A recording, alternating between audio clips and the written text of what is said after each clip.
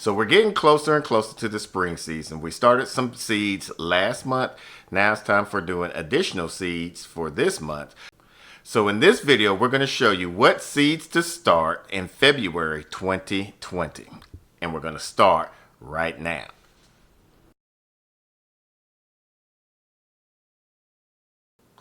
What's going on, YouTube Gardener? It's your boy Sydney from the Naked Gardener channel. Hopefully after watching this video, you'll learn what seeds that you can start in February 2020. Or just the seeds that you can start if you're in the zone 8A hardiness area.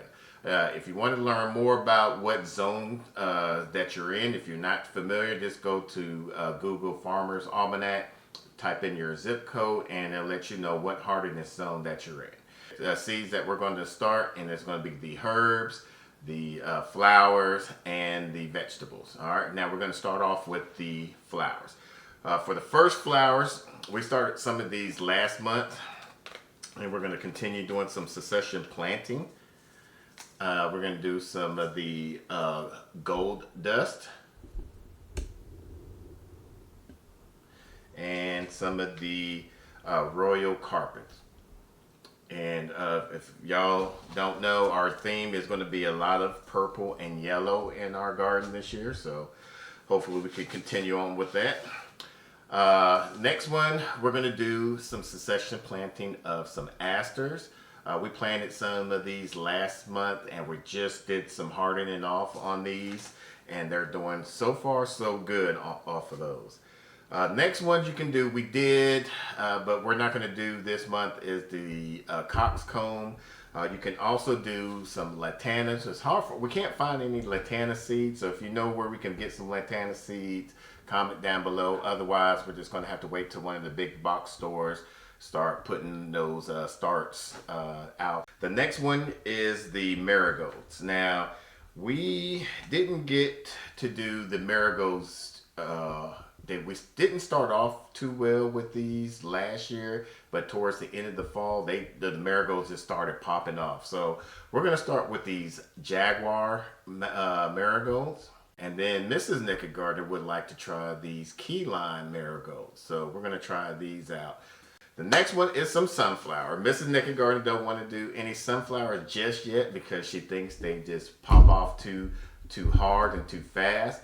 So we're going to hold off until those, so probably till the end of February, maybe March time frame, just to see how that goes. But it might, with the temperature of Texas, North Texas, it gets hot real quick and fast, so we got to be mindful of that. The next one is verbenias vinicus. We don't have those. It's hard to find seeds for those. So we're going to probably have to wait till the big box stores start putting some of those starts out as well. The next one Mrs. Naked Gardener wants to do is the Black Eye Susans.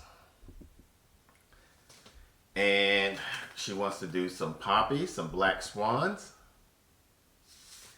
and some dahlias, dahlia my baby, some red skin mix. I think these would be pretty neat. They got a variety of red, white, yellow, and orange, and so it'd be interesting seeing those. The next one are zinnias. I love zinnias for the simple fact they bring in a lot of pollinators, especially butterflies. These are going to be the Persian carpet mix. The next ones are the purple prince. These supposed to get very big. And these are the giant enchantress. And we got the purple prince. And we got the Persian carpet. Now the reason why we want the zinnias is because they bring in a lot of pollinators, especially butterflies. The last flower we're going to start this time is the borage.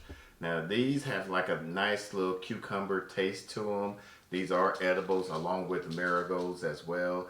And you could put these into your salad mixes. They are very invasive, so you got to be aware about that. All right, so we're going to go on to the herbs. And the first herb that we have are catnip. Now with catnip, you can almost use these as a perennial, depending on, especially in our hardiness zones, we basically use them as a perennial. During the fall season, we'll just cut them down about 3 inches from the soil, and they'll just grow back on either new wood, or sometimes they might even grow back on the old wood. The next one is the chives.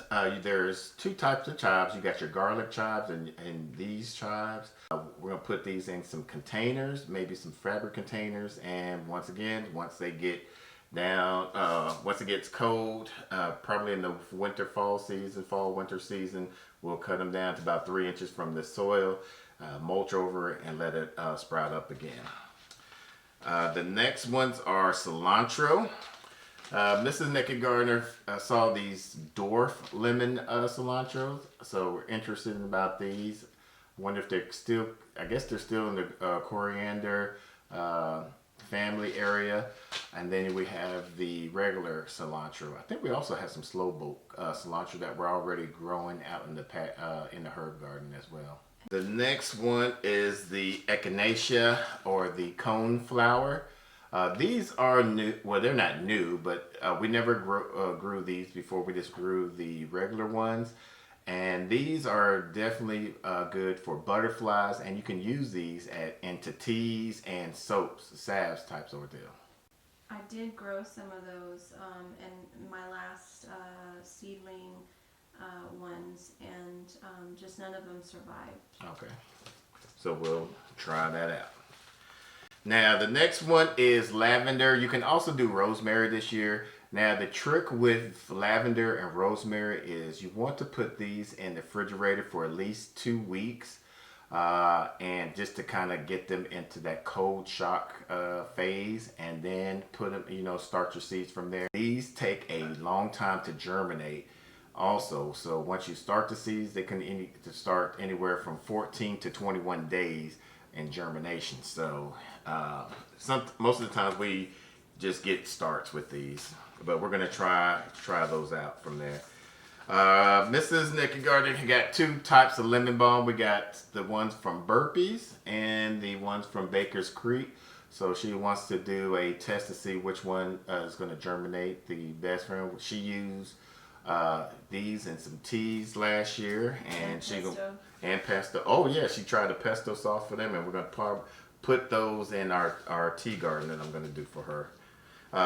Then we have oregano. These are good for into containers, and in our hardiness zone, we can use these as a perennial. We can grow these as perennials. They take a slight frost, but you can just put like a frost blanket over that, and it will come out. But we never done that, and it's still surviving, along with mint. And I think sage is the same way. Speaking of sage, we got broadleaf sage. Now you can use any type of sage. Actually, salvia is another sage type plant that you can use. Now with salvia, I don't think it is considered a perennial in our grow zone, hardiness zone. However, these bring in a lot of pollinators. We had some of these at Pop's garden, and the bees just love them. We're gonna try some of these marshmallow plants. I have a couple of them growing now. I just wanted to succession plant. Yeah, and we actually was at the farmer's market, and one of the ladies that we bought a body scrub from, she had some of these marshmallow plants along with some other herbal stuff that she had in her beds. Bee balm, got to go with bee balm. St. John's wort. Show them the ones behind you from my last. Yeah, those are all St. John's wort. Oh, these? I thought these were oregano. No, that's. From this, it looks like it helps with, you can use them in teas, and helps with insomnia, depression, anxiety, and also could be used in oils to treat sunburn, arthritis, and any type of muscle pain. So I'm hoping to transfer into the tea garden, like bookends at the ends with those. And these we grew last year. We only did 3, I think 3 of them or 6 of them. We just did one flat, and they went pretty good. They were a little bit too leggy. We didn't get the light close enough to them like we should have. But this year we're going to definitely try more of these because Mrs. Neckengarden makes this rice that she used saffron from into the rice, and it's so good. All right, so far we did herbs and flowers. Now we're going to go on to the vegetables. If you have anything that we have missed so far that you're going to be starting to grow for February 2020, comment down below and let us know what you're growing. All right, so now we're going to go on to kale. Now, we've done a lot of kale last month, so we're not going to do any kale this month. We got a few cabbage that you could start this month if you haven't done any last month. But we've already done too many already. So now we're going to go with the lettuce. We're going with, I can't say the name. See if you can see that. These are like a variegated lettuce there. And these are some red cell lettuce. And these are some freckle romaine lettuce. Next, we're going to the okra. These okra we're going to probably be growing for pops. We already have two types of okra that we're growing, the Jing Orange and some other one, right? Clemson Spotless. It's the popular one, yeah. So pops, he had it. We grew some of these for pops last year, and they were just popping like crazy. So we're gonna grow some more for them. Next one are onions. We have enough onions in our community garden bed and in our beds already. So we're not gonna grow any more in that one. I think we might even try to extend buy two more beds in the community garden, depending on how well our harvest is for our onions and garlics come around June, July timeframe. So stay tuned for that. Next ones are peas. Love some sugar snap peas. If you want to grow these, you want to at least put them in some water for at least 24 hours. Or anywhere from 4 hours at the minimum, but 24 hours to get the hard shell to soften up a little bit, and you want to direct sow these. These are frost tolerant, so they'll be able to go with the winter time frame. Next is the peppers. Last month we did hot peppers. This month we're going to do some sweet peppers. These we got from Big Bear that they got from Baker's Creek. Not sure how to say these names, so I'll just show you here. Yeah, okay, sure. Supposed to be a sweet pepper. Next one is the Purple Beauty. These was a rock star for us last year. Prolific. And we're going to try them again this year. I think we saved some seeds from last year, so hopefully we can get some bigger seeds this time coming around. Then we get the Cubanellis. Love these. Gonna be good in some nice Spanish dishes. I wanted to grow these ever since I saw Hollis and Nancy's on their channel. They grew some of these, and I'm interested in seeing how these bullnose peppers are. These Myra peppers. And then we got sweet chocolate peppers. So never grew these, so these are first time growers. If you've grown these before, comment down below. Let us know how yours turned out. Jalapeno peppers, they were starting to, we got a few flowers, but it got too hot and they died off, so we pruned them back.